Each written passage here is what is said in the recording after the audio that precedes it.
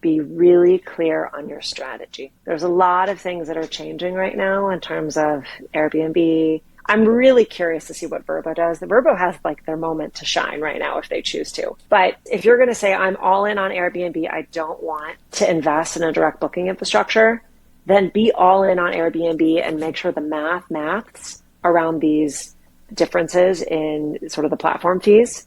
But if you are committed to diversifying your distribution channel and going direct, decide exactly what your plan is and what your next step is and commit to it. For some people, it's a direct booking site. For others, it's getting a PMS. For others, it's gathering contact information. And for some, it might be taking that contact information and doing something with it and engaging with their customers. Just depends on where they are in their life stage of the direct booking journey. But whatever it is, make sure you're clear on your plan around across distribution and you know what your next step is and like commit to it.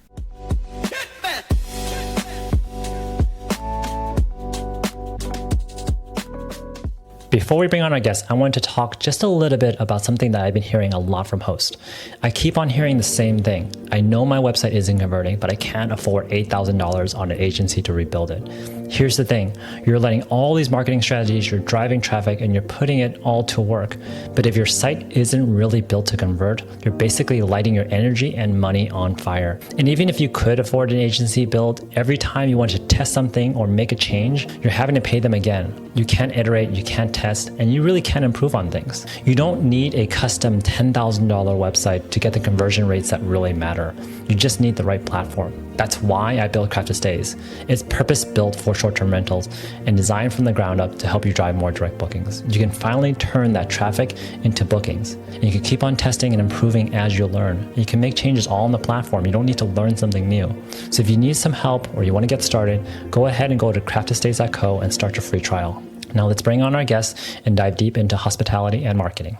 Hey folks, welcome back to the Book Solid Show, the podcast where we bring on top operators to discuss marketing, revenue management, and direct bookings. On today's show, I have the pleasure of interviewing Orlie Benjamin. She's the founder of Lasoh, a new marketing platform specifically tailored for the short-term rental space. On today's show, we discuss why she started the business in the first place, the gap she sees in the market, how she's launching this in the first place, some of the changes that are happening within the OTAs that's driving a huge momentum of direct bookings in our space, and what it takes and the ideology behind starting a SaaS company versus a consulting agency. So we get to nerd out a little bit about that stuff, but it's a huge pleasure to bring her on and just have her talk through the early days of Lasoh and kind of what she's building out there. So I'm really excited to have her on. So without further ado, let's bring her in. Orlie, welcome to the show. Hi, Gil. Thanks for having me. Yeah, it's good to finally get you on the show. It's quite nice to get another entrepreneur in the tech space, specifically in hospitality, on the show. It's a great pleasure to have you on. Well, I know we're going to have an easy conversation because we spent a lot of time talking prior to this, so I'm looking forward to chatting with you. Yeah. Maybe to kind of kick us off, do you mind giving folks an introduction on who you are? Sure. Hi, my name is Orlie Benjamin. I am the founder and CEO of a software platform for the vacation rental industry called Lasoh. It is a guest experience and marketing technology software platform that enables operators to own their book of business, reduce dependence on Airbnb, and maximize revenue. Tell us a little bit more about the software. Like what is it doing behind the scenes? What are you doing? What problem are you solving?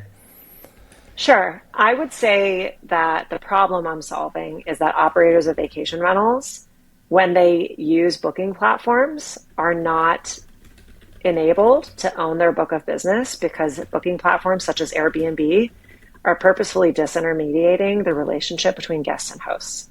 And so one of the things that Lasoh does is it turns Vrbo or Airbnb into lead generation because it enables operators to capture contact information from the whole group that's staying at the property, not just the booker guest, from the point of booking, not at the point of arrival. And so when operators have the contact information for their guests, they have the opportunity to sell them more things, improve the stay, and create a relationship which can result in super fandom. And so from my perspective, the first thing that's important is knowing the customer and being able to contact them. From there, what Lasoh does is it enables operators to maximize revenue through things such as upsells and sort of e-commerce like experiences. And then once the stay is complete, it enables operators to get reviews from the whole group, which helps improve engine optimization, whether it's search engine or generative engine optimization, because we have a proprietary Google review flow that weeds out bad feedback and ensures only the good reviews are the ones that end up on the internet. And then from there, it's traditional marketing, right? It's CRM infrastructure so you can manage the contacts. And then it's also simplifying email and text message campaigns by creating templates so that people can just go shopping for the campaigns they want as opposed to having to build them from scratch. Nice. And you're an operator yourself. What kind of led you down this path? Maybe we can rewind just a little bit and give us a little backstory Sure. on kind of like where you came from and kind of what led you down the path of wanting to invest and wanting to invest into this company. So my background professionally is that I've worked in solely Fortune 500 companies in some sort of customer-centric role. I worked in pricing strategy at American Airlines, where I actually managed the Priceline channel and a lot of the sort of revenue maximization innovation at the time. And then I went to Victoria's Secret, where I worked in omni-channel marketing strategy. That was a lot of digital and intrapersonal marketing strategy and implementation. And then I went to NetJets, which is a private jet company owned by Berkshire Hathaway. And my job there was to design the experience for billionaires through digital. And so my whole career has always been about what is a pain point that a customer has and how do you provide them with value through some combination of knowing the customer and some combination of digital and technology. And when I built my own vacation rental business, the first thing I looked for was some sort of marketing tech stack, because I've always worked in businesses where owning the customer relationship is super important.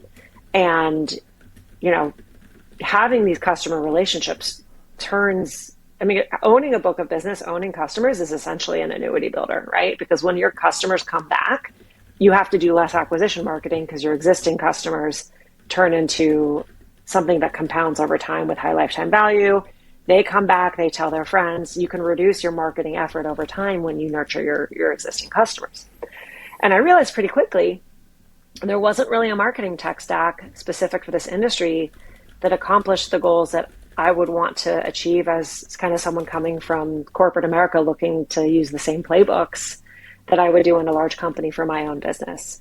And so when I found that hole, I cobbled together a tech stack on my own and realized pretty quickly that using third-party software wasn't working. A lot of the CRMs out there are designed for sales forces, not for nurture marketers. And there was a lot of use cases that were very specific to vacation rental management that would require a lot of software engineering to make a third-party tech stack work. And that's when I made the decision to build it myself, because I talked to other operators. They also articulated a need and an interest in owning their book of business and having a better marketing tech stack. And, I felt with my experience working in these large companies, my passion for hospitality, and my desire to do it for myself and seeing that there was a demand for it, it just felt like it made sense in terms of something I would have interest in and have skill in. That's interesting. You mentioned a few things that I can empathize with. I come from also the e-commerce background. I also come from a lot of SaaS background as well too. And I 100% agree with you. In those different industries, there are purpose-built software for marketing for each one of those industries. And they're actually different tech stacks based on the different industries. And in our industry, you're right. There's nothing out there that is particular to our workflows, the touch points that we have there. I'm interested in hearing from you, kind of like, what have you seen people kind of cobble together and kind of where things start to fall apart? I've seen so many different Frankenstein efforts in talking to operators and doing discovery. I've seen some more sophisticated operators start using Airtable as if it's a CRM. But that Airtable falls short when you can only create so many zaps from Airtable into the marketing email software, the email marketing solution. And there's sort of not a bi-directional enhancement that's happening where it should. I've also seen things that are cobbled together, but they don't work as intended because people don't have access to software engineering. And so they have a wish of how something would work, but there's a lot of gaps because hiring a software engineer to build something custom is expensive. And if people are not technical, which most people operating vacation rentals don't have software engineers on hand for both a sort of a capabilities and a sort of a budget perspective, it's really expensive to do that. So, I've seen people using a lot of off-the-shelf email messaging software, such as MailChimp and in some cases Klaviyo, which is more of an e-commerce product. And then I've also seen people using some of the point solutions that are specific to the industry with a lot of spend on consultants. And so the consultants are coming in and they're managing, a variety of different campaigns, but they're hand coding those campaigns. And so a lot of money is spent not on tech, but on consultants that are bringing the vision to life. So from my perspective, I think the tech isn't serving folks. And I think there's a lot of bespoke consulting that's happening that could be simplified by enabling software. If those consultants can start operating the software instead of having to really tactically create things on their own. So is your goal to enable the property managers to take it on themselves, or do you still see a world where the consultants would still take on the marketing efforts, but they're using a purpose-built tech stack specifically for industry? I think both scenarios are viable. It depends on the business and what kind of resources they want to in-house versus outsource, right? A larger operator, it might make sense for them to in-house a marketing resource because if the technology makes it easier to do, it's easier to operate. If they're large and they can afford the salary and the economies of scale make sense. But I actually think that a lot of marketing consultants will end up using my software because I think these consultants will now have more exciting software to do more things because the consultants are not engineers and they have wishes and dreams on how to do stuff, but a lot of the software falls short for them. And so they're going to have the ability to provide more outcomes for their clients that are operators with a broader toolkit. So I think it's going to go both ways. It's just going to depend on the operator's size, internal capabilities, and business strategy. Yeah. What was your inspiration for starting this in the first place? Like, where did you get the idea of wanting to create this? Was it other industries, other software solutions from other applications? And you're like, oh, I wish we had this specifically in our space. Like, where did the inspiration come from? It honestly came from all of the different places I've worked. So when I worked at NetJets, we built a proprietary guest experience portal. I mean, that was part of the work that I was a part of. And so imagining this private jet experience from the point of booking to the point of rebooking was literally part of the role. So that idea, the guest journey, the owner journey in the context of NetJets, that was very much already something I had done. And then having worked in Victoria's Secret, it just felt really natural to want to own the customer data, want to segment the customers, want to think about journeys. I know the value of really segmented messaging and really segmented promotions. And so just, again, having seen a lot of this work in retail, I wanted to bring that capability. And then I'd say from American Airlines, working in pricing strategy, it's really all about revenue maximization. And I think it's very clear how important revenue maximization is. I mean, look at Price Labs. They're crushing it. They have, I believe, 450,000 units using their software. That's more than any PMS. And that's because of the value of changing the nightly price. But when you think about how you revenue maximize, it's not just how much money someone spends per stay. There's so much more to maximizing revenue. It's how often does that guest come back? How much does each guest spend per trip? Yes, the nightly price is one lever, but there's also other ways to get guests to spend more, whether it's upsells or it's concierge level items or it's even e-commerceizing some of the aspects of their trip. I just think there's so much untapped opportunity that I've seen work in these Fortune 500 companies that it makes sense that this industry isn't there yet because, first of all, it's basically only been 10 years since direct booking came around, both from the perspective of Airbnb and PMS providers. And also, taking on the onus as an operator is a really big commitment when Airbnb provides a really nice platform for what has traditionally been only 3% of the business. But now I think with these pricing changes that are happening around the platform fees, moving from being sort of blended from the host and the guest to being entirely from the host, right? Like that's a very big margin change to go from 3% to 15.5%, I believe, of gross income, not of net, which is also a big distinction. So I think the distinction there is now the marketing budget analysis just changed because now operators are no longer just spending 3% of their business for lead gen from Airbnb. They're now spending 15.5%. And so that gives you a lot more margin to think about going direct with if you're willing to put in the work. So I guess the point I'm making is there's nothing crazy or new that Lasoh is doing. It already works in other industries. It's just the industry is underserved. Yeah, I definitely think that our industry, folks are almost figuring out from the ground up how to market their stays. And there's not really a playbook or a set of tools that allows folks to really know how to like run that effectively. Whereas in other industries, you go to SaaS, you go to e-commerce, there's a very distinct playbook that folks will do. There are clear KPIs that they look at.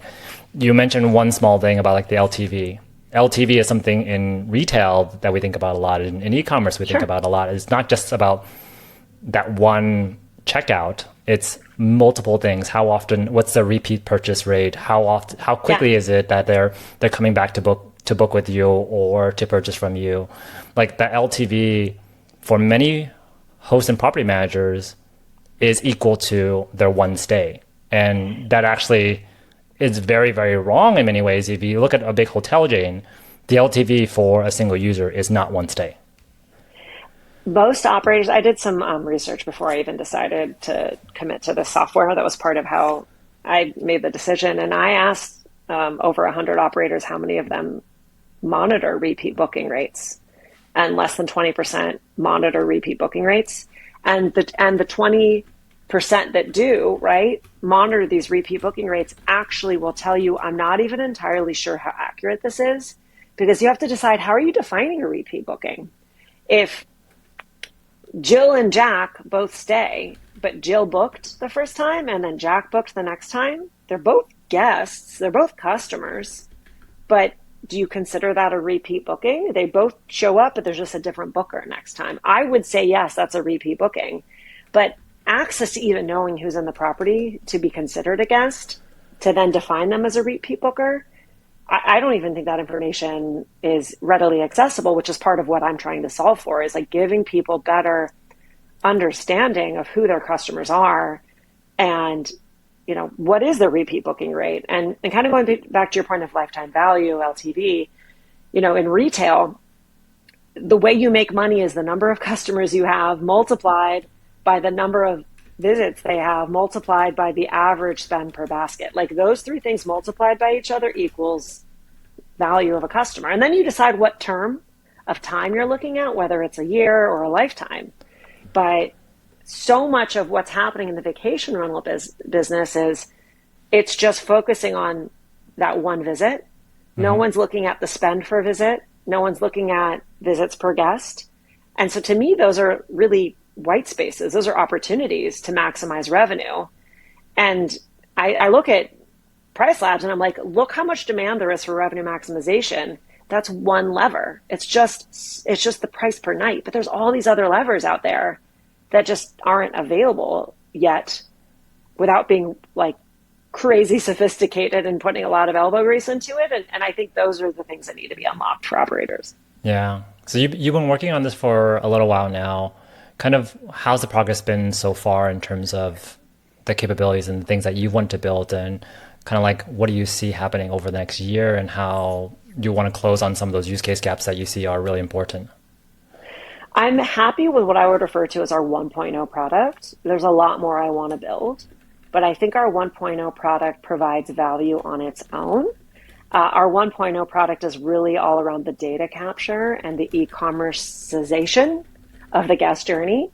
The next product will be the marketing tech stack, which we're working on right now, and we will be beta testing that with an early set of customers. In fact, if anyone here is listening and they want to be an early beta tester, reach out to me, because we're always looking to design with customers. Although I am an operator, I think it's very important that I design with design partners, which means I listen to the different customers' use cases.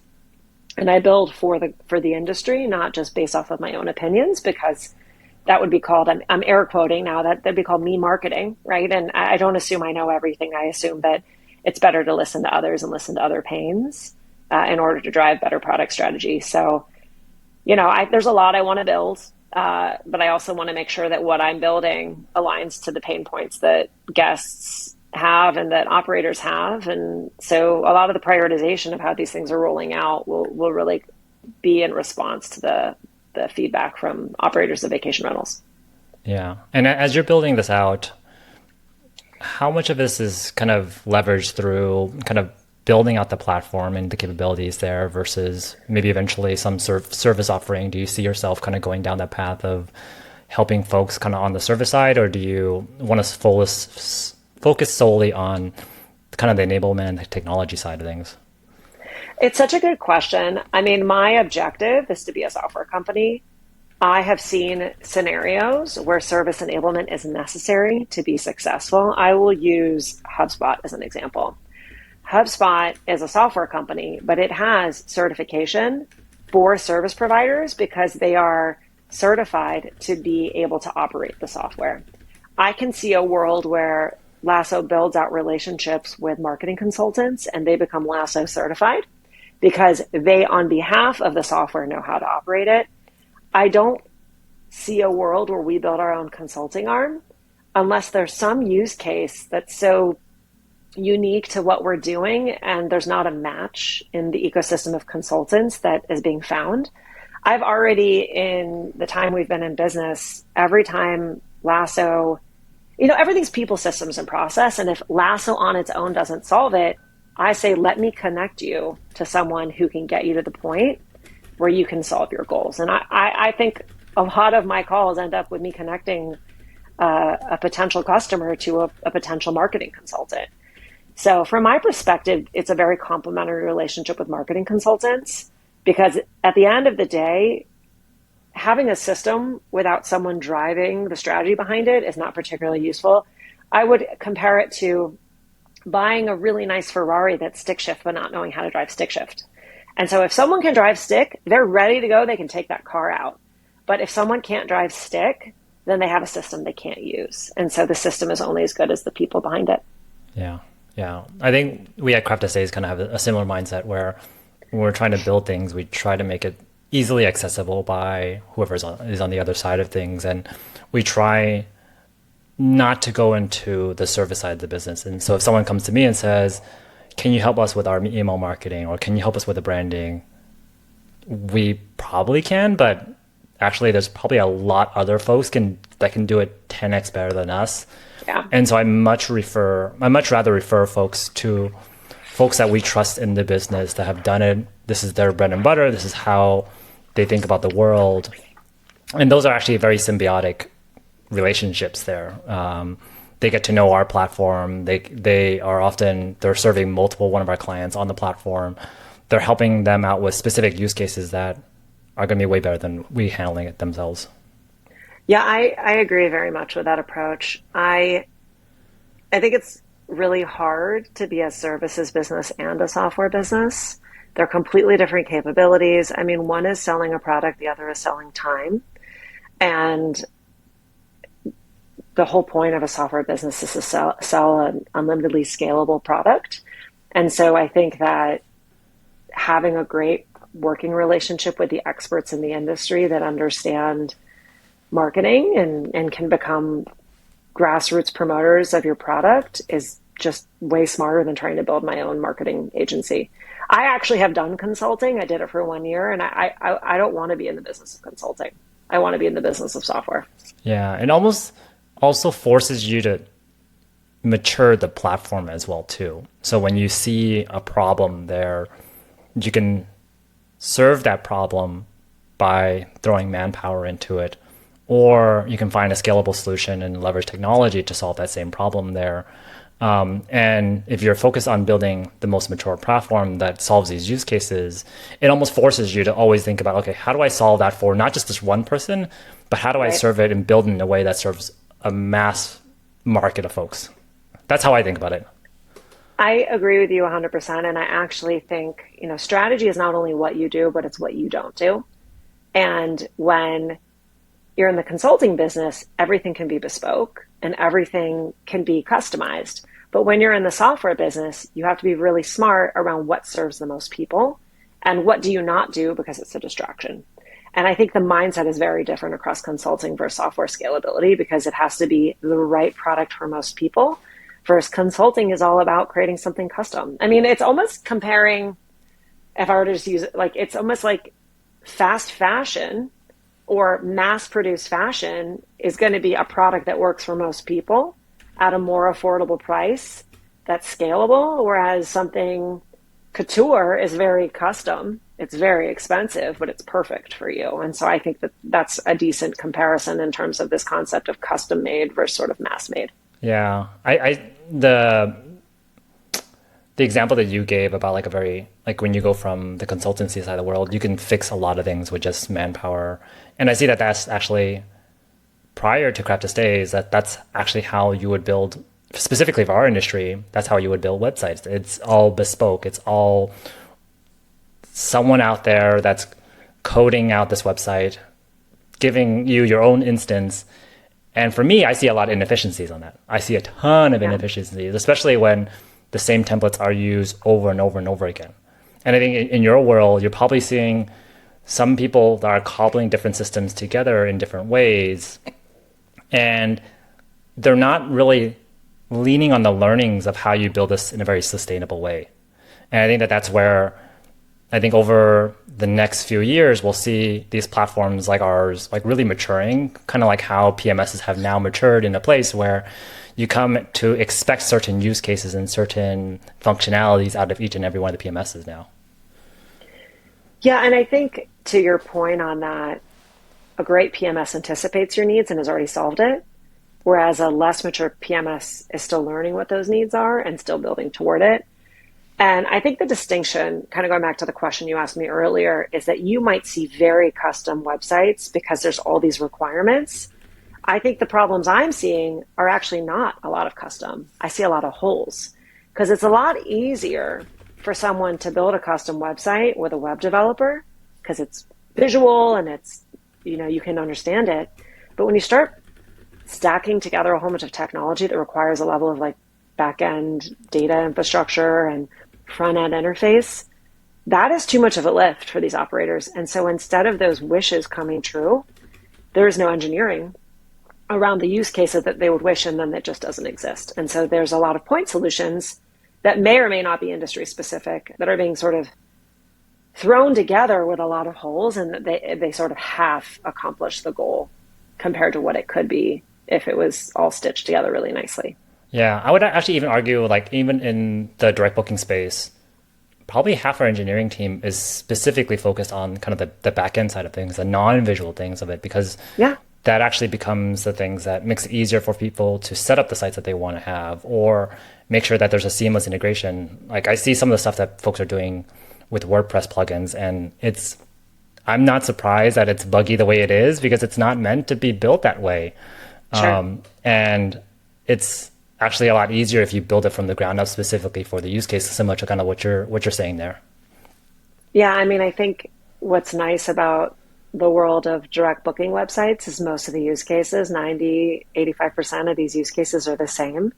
And there's a lot more stability when you directly plug into a PMS or you directly plug into email messaging software or any other part of the tech infrastructure, because WordPress is constantly updating all of its open sourced software. And then you have to do all this regression testing and things break. And it's a lot of web development investment. I personally have a custom WordPress site, and I spend probably more money maintaining the site than I would if I just switched to Crafted Stays, which is what you and I have talked about. I need to switch to Crafted Stays so that I can save money and have simplicity because it just makes sense because of the scalability. You've removed all the need for all the custom work because you've anticipated the needs of what someone needs on a website and you just kind of tee it up for them.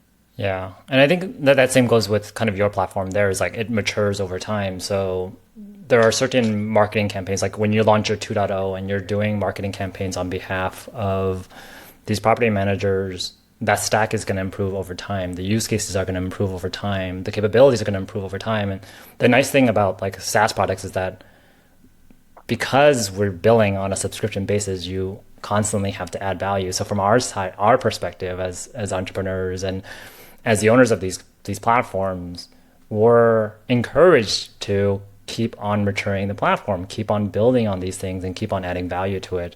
Where I think it's actually the inverse on the consulting side of it. You kind of deliver that one piece of software. Maybe there's a hosting fee, but a lot of the money is upfront. Whereas on our side, it's very different because you're constantly making sure that there's ROI on the other side of things. So, which is Sure. for me is actually a good encouragement.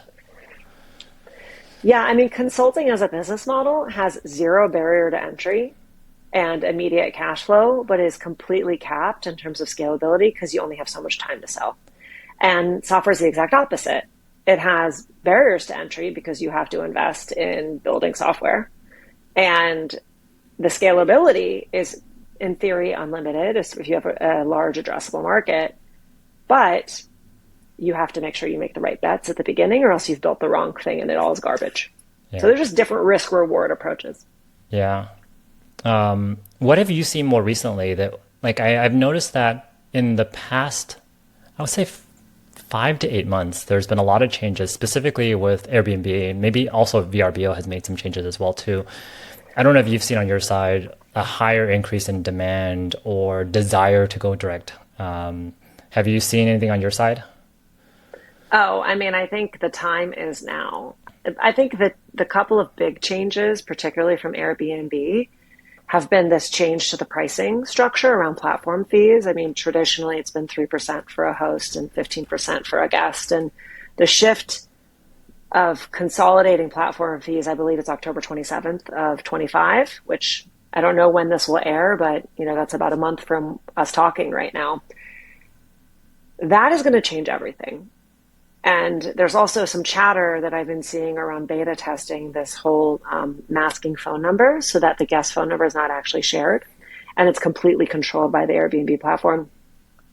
And there have also been a variety of changes around chargebacks and all these other risk mitigation aspects. So, Airbnb in the last 3 months has done more than it's done in 10 years in terms of reducing control for the operator, which I think, is a very clear signal to operators that Airbnb feels that it's in a position at this point where it has enough operators on the platform that they don't need to worry about them leaving and that they're really optimizing for the guest experience because the guests are where a majority of the money comes in from. And I think it's actually really similar to what Uber has done, where Uber has been able to sort of change the pricing structure for drivers, change the relationship that these drivers have with anyone coming in. The distinction between your typical Uber driver, though, and your vacation rental operator has a lot to do with the guest journey. There's an interpersonal aspect with that driver that engages with the person in that car if they can engage. And that, in many cases, doesn't exist in a vacation rental experience because so many vacation rental managers are remote. And so, operators are definitely waking up on the risk that having an intermediated distribution channel provides to their business, because when your margin goes from 3% distribution channel to 15.5%, that can turn a whole business upside down depending on what sort of margins things are running with. And also, you could think of that as your marketing budget. You could say, well, I have 15.5% of my overall business to use for direct marketing. And I either give that to Airbnb or I go build my own direct to consumer capabilities for probably less than 15.5% of my business cost. And so I think it's changing the unit economics here because 3% is nothing, but 15% it's sizable. And I think the direct booking desire is just exploding right now. Everybody's sort of waking up and trying to figure out how to change the distribution dynamics because nobody wants to be stuck giving 15.5% of their margin with no control over chargebacks and no control over communication. And, someone claims there's a fraudulent issue and now it's your problem. I mean, there's just like a lot more risk and a lot more margin happening here in the Airbnb situation.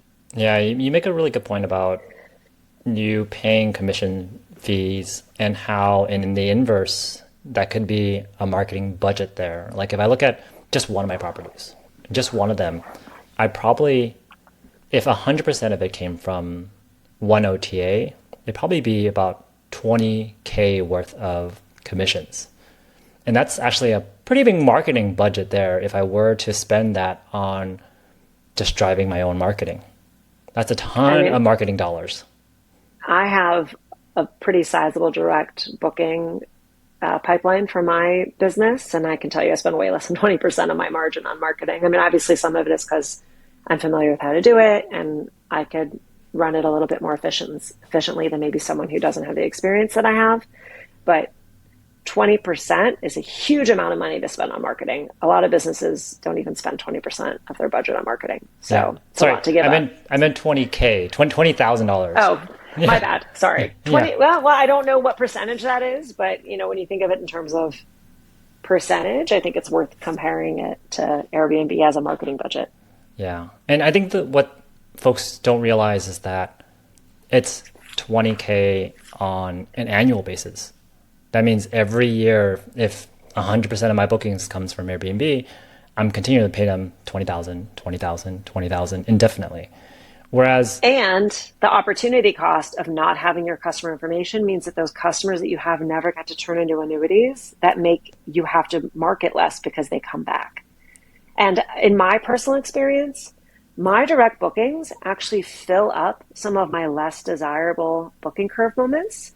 So my Airbnb bookings are almost always at the highest intent moments, whether it's summer or fall, those are my peak season. But my winter bookings, my weekday bookings, they're more often than not direct bookings. And that's because someone's choosing to come stay at my property because of demand that I've created, not someone's going to Airbnb looking for a property in a location. And when you flip the script on being white labeled inventory that someone stumbles across versus being able to create demand for yourself, your occupancy rate is much higher. And that changes everything. The average occupancy rate for vacation rental businesses is 55% in the United States.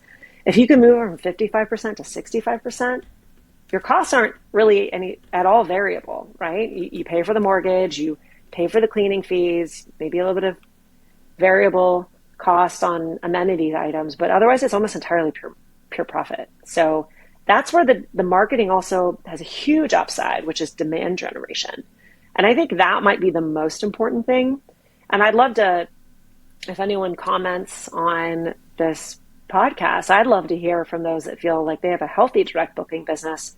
How much demand are they driving? It's one thing to be reactive to someone's Airbnb search, but when you can drive your own demand, that is an incredible position of power to be in.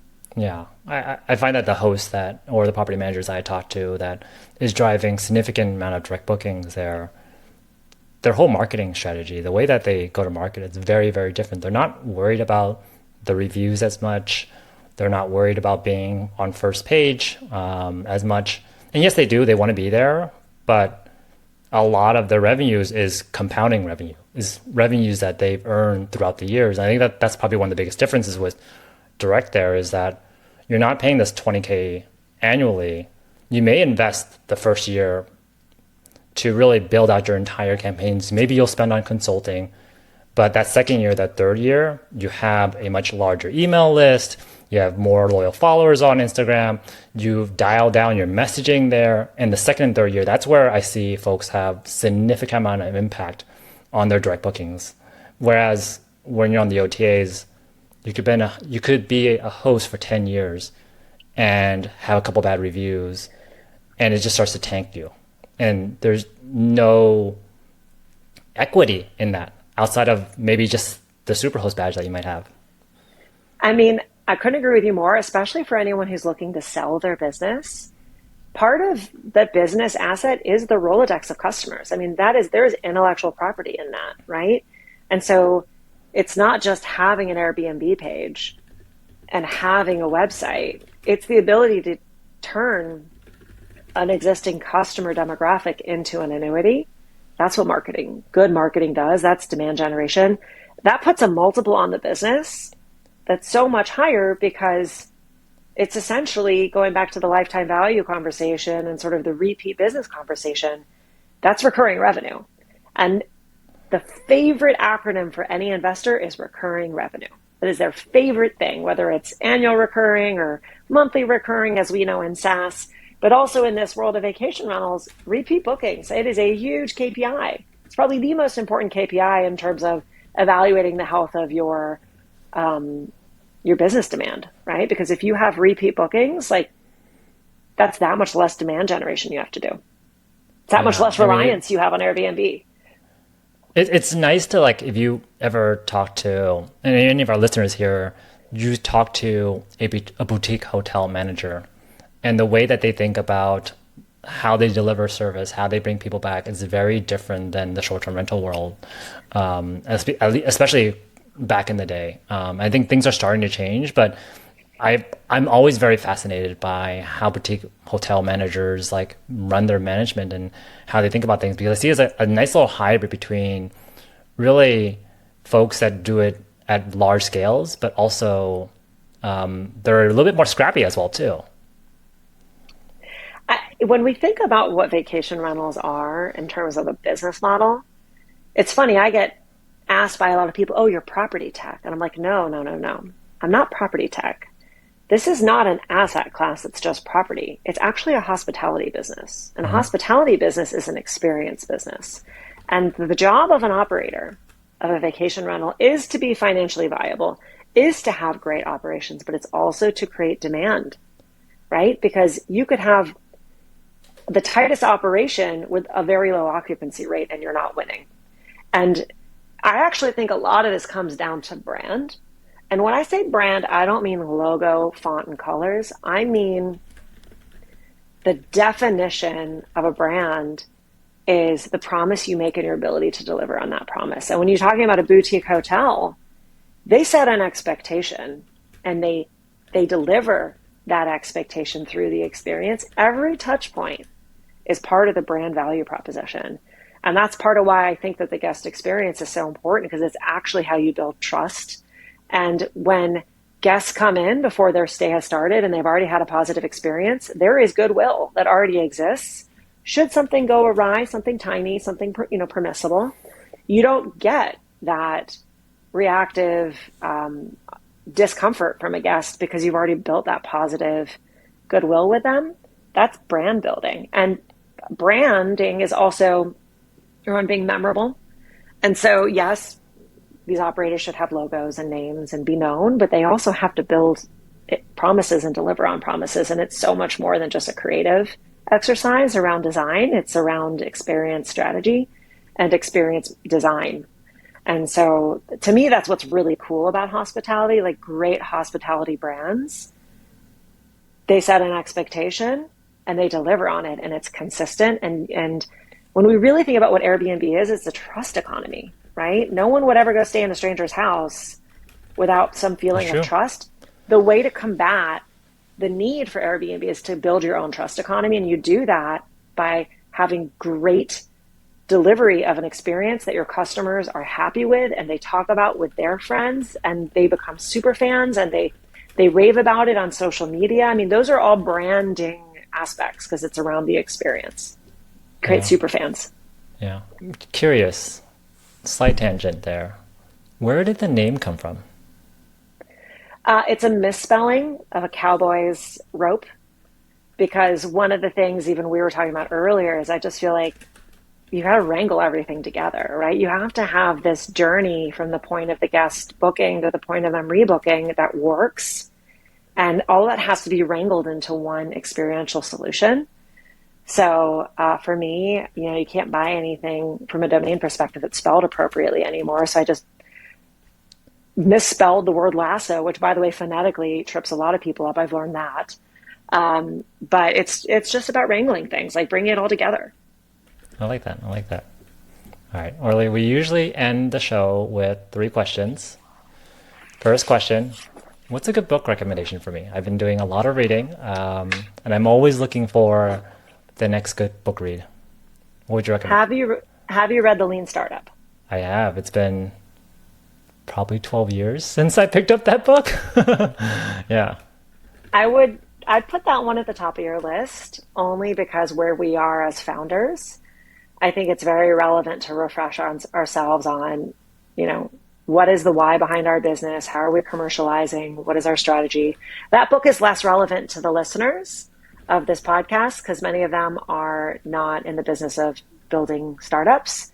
But I actually think there's a lot of application because it's really around the basics of entrepreneurship. So I'm a huge fan of that book. And if that one, if you're like, Orly, been there, done it, I can give you another recommendation. But I'm currently rereading it for the second time. I think it's that good. Yeah, it's been a long while, and I still remember the premise is really around like how do you really prove out your value prop, like your business viability of the idea of the product, whatever you want to build there, to the market where you're not having to build everything all at once and deliver that big bang there where people know you about this certain thing is like how do you piece together this in the scrappiest way possible. I also think one of the really important points of the book is how do you know when you've built enough and you can scale at speed? And I think that inflection point is really hard to pinpoint because how do you know you have enough customer traction to say this thing is validated, now I can blow it up and go faster, versus this thing is not entirely validated and I'm going too fast and the wheels are going to fall off. I think that's like a really important inflection point for any early stage business. And I think that is probably really relevant to the stage you're at because you have paying customers, you have a great early product. Could you throw a whole bunch of fire on it right now and everything would grow and get bigger, or would wheels come off? I feel pretty confident. Well, good. So maybe this is not the right book. We'll have to pick another book after Yeah, this it might be conversation. still worthwhile to read. I've been now at like seven other startups. I feel like I've been in that world for so long, but it's actually probably a good reminder. Okay, I'll throw out another one. Yeah. Also not as relevant for your audience. It's called Tribal Leadership. Okay. And what I like about this book is it talks about the concept of how people, so birds flock, fish school, and humans tribe. And it's about the concept of how a tribe is between 20 to 150 people and how there are cultural idiosyncrasies around tribes.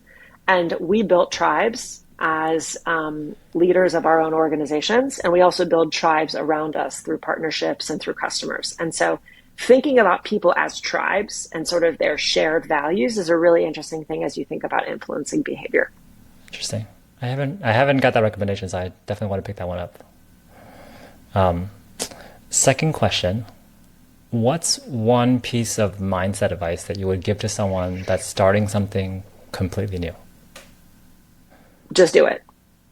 It's okay if it's bad, and it might be bad, and just keep going. I would consider myself a recovered perfectionist, and so much value comes from progress, even if it's not the right thing at the beginning. And so accept the messy, accept everything as a win or a learning opportunity. It's not win-lose. Just get out there and do it and continue to be open-minded and flexible and just flow with it until you find where it all makes sense.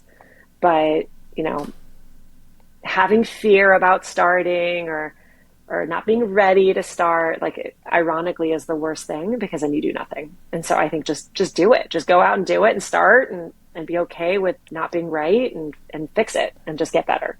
Yeah, I talk about this with my 10-year-old son all the time. He's trying to learn sports and I'm like, Ron, I'm like, do you think any of these professional athletes just got out on the field and they were perfect? No, they work at it. Yeah. And you cannot get better until you take that first step. Like I still remember the very early days of Craft Estates, and it's nothing like what it is now.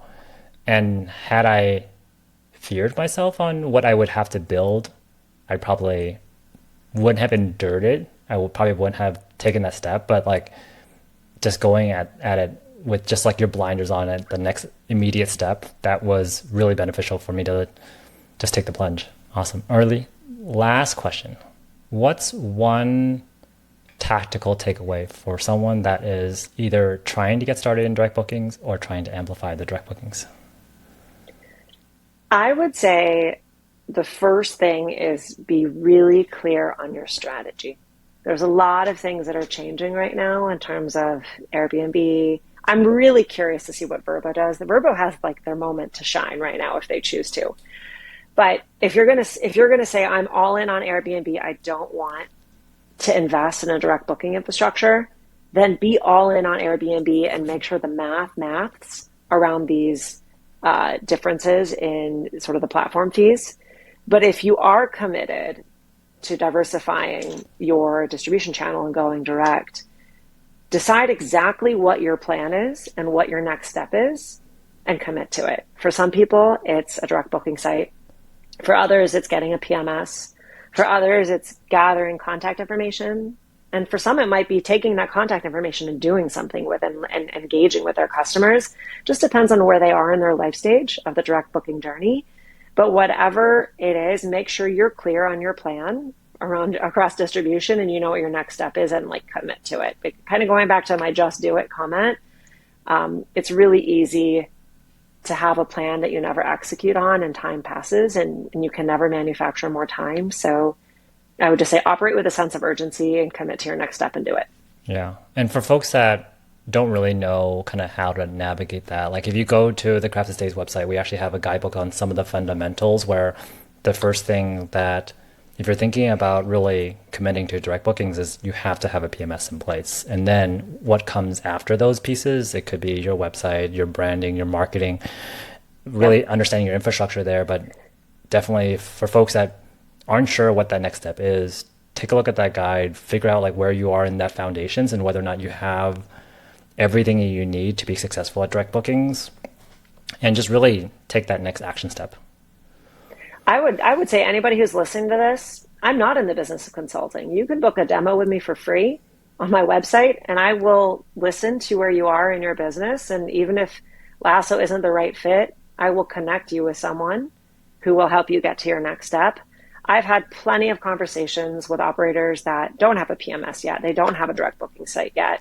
And because Lasoh requires a PMS, Lasoh is not something they can engage with yet because it comes later in the commitment of the life stage of direct bookings. But I'll gladly have a 45-minute conversation and do some discovery with you to kind of get a sense of what is your plan and what are your next steps to commit to. And regardless of it being Lasoh, because it may not be the right fit, I'll gladly give you a free 45 minutes of consulting on that topic. That's awesome. Awesome. Kind of to that point, Orlie, where can folks learn more about you? How can they follow you? Yeah, where can folks stay in tune? If you'd like to follow my LinkedIn, it's my name. LinkedIn/Orlie Benjamin is my personal LinkedIn page. We also have a Lasoh LinkedIn page. The Lasoh website is lasoh.io. And we've got a variety of social media channels for both the Lasoh business as well as some of the content that I'm putting out around marketing and educating vacation rental operators on how to think about distribution. So Instagram, Facebook, there's a million places. Hopefully some of them get tagged in the podcast so people can easily find those. But I'm very active on LinkedIn. I will respond to you if you reach out to me. And my email address is Orlie, ORLIE, at Lasoh, spelled incorrectly, LASOH.io. So you can also message me that way. Awesome. I'll be sure to drop those links into the show notes so folks can just click and not have to spell or copy and paste over. So we'll include those into the show notes. But Orlie, it's been a huge pleasure to have you on the show and really talk to us through why you started this company in the first place, what the gap you see in the market is, and really why now is kind of a ripe time for a lot of folks to really invest into the direct bookings, or maybe that they're not ready yet and they want to double down on the OTAs, but really figuring out which path they want to go to next and really how to be successful in that. So I appreciate you sharing all that. Thanks for having me. It's always fun to talk to you. I know we have some similar philosophies and I would challenge anyone out there to challenge me. I love a good, intelligent conversation. So come find me too and push back on my ideas. I'd love to hear what I'm not thinking of. Seriously. Awesome. Thanks, Orlie. Bye. Bye. Thank you.